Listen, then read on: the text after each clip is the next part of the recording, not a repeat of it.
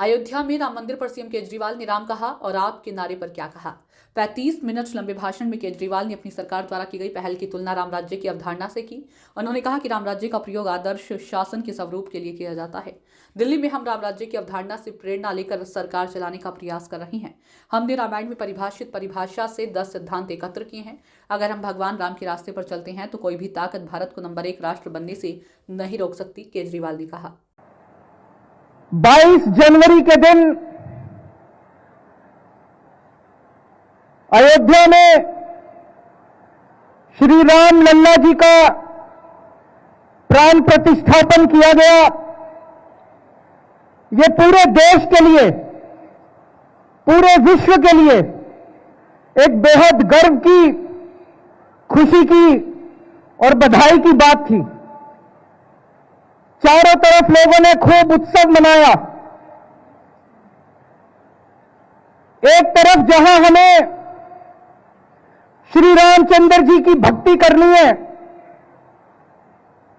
दूसरी तरफ हमें उनके जीवन से प्रेरणा लेकर उनके संदेश को अपने जीवन में ढालने की कोशिश करनी है। उनका जीवन बेहद प्रेरणादायी है।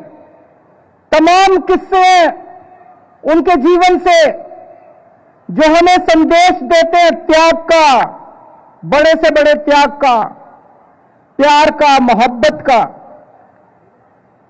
हम सब जानते हैं किस तरह से अपने पिताजी के एक आदेश के ऊपर, अपने पिताजी के कहने पे अपना तमाम राजपाट त्याग करके वो वनवास चले गए।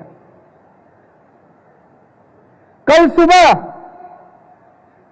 भगवान राम का राज्याभिषेक होने वाला था। अयोध्या के अंदर तमाम तैयारियां कर ली गई थी।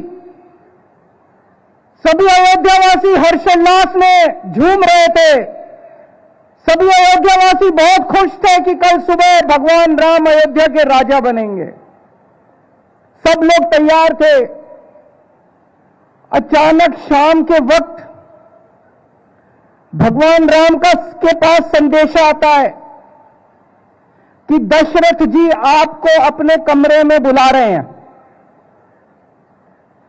भगवान राम दशरथ जी के कमरे में जाते हैं। वहां देखते हैं कि दशरथ जी बहुत दुखी मन से बैठे हैं। माता कैकेयी उनके पास है। कमरे में घुसने के बाद माता कैकेयी उनको बोलती है कि महाराज ने मुझे 2 वर दिए हैं और मैंने उनसे वो दोनों वर मांगे हैं। पहला वर कि भगवान राम को 14 वर्ष के लिए वनवास जाना होगा और दूसरा वर कि उनकी जगह भरत को अयोध्या का राजा बनाया जाएगा। मैं सोच रहा था कि अगर आज का परिप्रेक्ष्य होता, आज का माहौल होता, पूरे अयोध्यावासी भगवान राम के साथ थे, पूरे अयोध्यावासी भगवान राम को प्यार करते थे। अगर भगवान राम कहते मैं नहीं मानता, पूरी अयोध्या भगवान राम के साथ खड़ी होती।